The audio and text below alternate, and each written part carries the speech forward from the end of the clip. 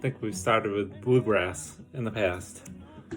Welcome, this is Raise Your Hand If You Can't Hear Me, weeks 1 through 4 review and week 5 preview, all bundled in one. So, let's take a quick look at the standings.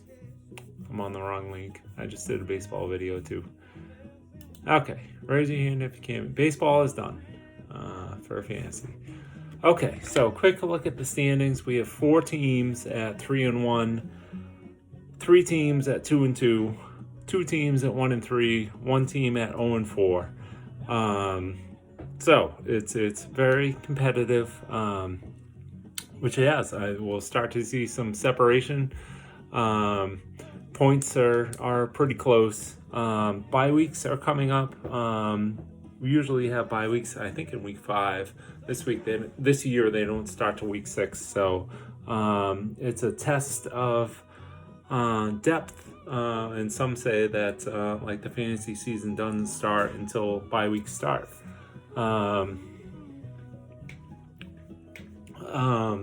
we're looking at the standings, I'll look at the waiver priority. And it looks like the Clavens are sitting on top of the waiver priority list, ready to pounce on a season-changing free agent that may have been this week. Tony didn't take up this week, so he is ready for whenever the player of his choosing comes up. I figured we would take a look at weeks 1 through 4 matchups retrospectively and pick a matchup of the week. So week 1, bologna sandwiches had a half-point win over the Clavens, 170.68 to 170.16. Clavens sitting, I think, at 1-3 in 9th place. So to have a loss of half a point, they have to want that, and I mean, there's a big difference between 1-3 and 2-2. So week 2 matchup of the week ended up being bologna sandwiches again with a 6-point win over Grogan's Heroes.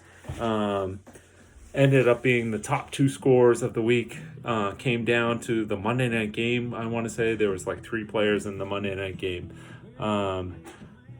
Week 3, the matchup of the week was Grogan's Heroes with a 0.08 point win over Bobby Boucher. That's 0.08 of a point. It has to be there. There is a record book that Yahoo keeps that has to be as close as it's ever gotten. But a win's a win, right? So Bobby Boucher sitting at 2-2, Grogan's Heroes 3-1. It could easily be Bobby Boucher 3-1 and Grogan's Heroes 2-2.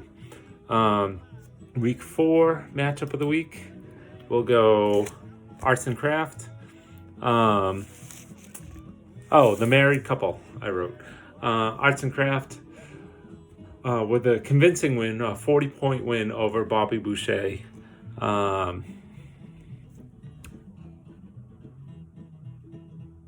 Let's see. Oh, I meant to say in the other one in week 3. Let's see. Yeah, week 3, Grogan's Heroes and Bobby Boucher. Once again, those were the 2 top scores for the week. So Bobby Boucher would have beaten any other team but Grogan's Heroes. So back to week 4, Arts and Craft, the married couple, Arts and Craft and Bobby Boucher. Arts and Craft with a convincing 40-point win over Bobby Boucher.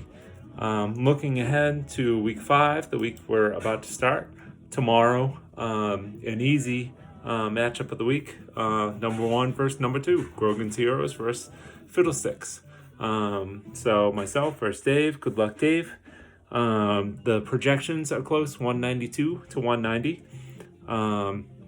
So those are the matchups of the week 1 through 4 and week 5. We have pickups of the week. this is retrospective. I usually just do a pick of the week on the week that we're doing the video, but this is retrospective. So after week 1, going into week 2, looking at the pickups, I thought the best pickups were Fiddlesticks picking up Kenneth Gainwell, and RYHIYCHM Babies picking up Chuba Hubbard. But it turns out, as I looked, Fiddlesticks dropped Kenneth Gainwell, and RYHIYCHM Babies picked him up, and RYHIYCHM Babies dropped Chuba Hubbard, and Fiddlesticks picked him up. So those may not have been the pickups of the week, but I thought it was interesting that Dave picked up one guy, Wayne picked up another, and then they both dropped them, and then Dave picked up this one, and Wayne picked up that one. The pickup of the week 3, Fiddlesticks picked up Cordell Patterson. Looks like they're getting ways to get the ball in his hands. Could be one of the better pickups of the year. We'll see. Time will tell. Week 4, Emmanuel Sanders for Grogan's Heroes immediately slotted into that wide receiver 3 spot and paid dividends to Grogan's Heroes in week 4. So week 5, the week ahead, maybe a big pickup. It seemed like it when it came out. We'll see we'll see how it goes moving forward. But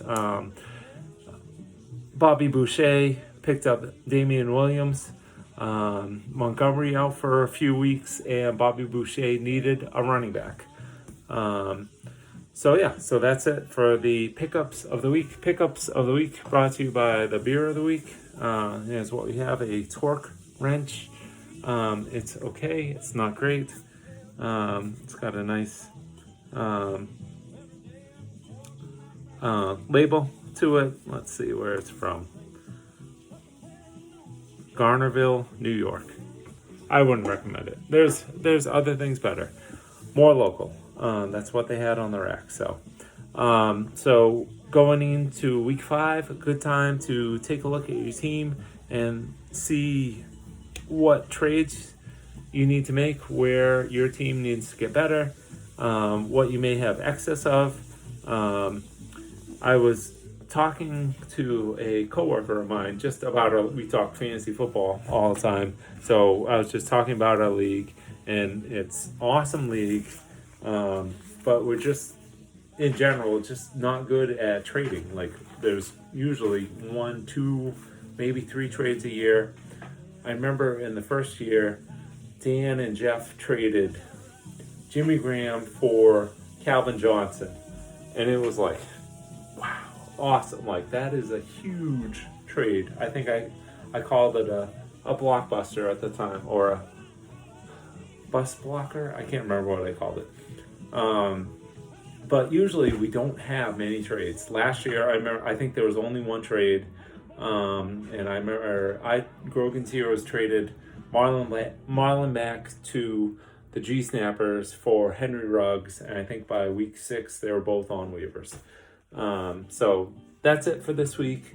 Good luck this weekend. Bye weeks are coming, so have your lineups in, be ready for them. Try to make a trade offer. Trades can be fun. That's it for now. Again, good luck this weekend, and hope all is well. Talk to you guys soon. All right, later.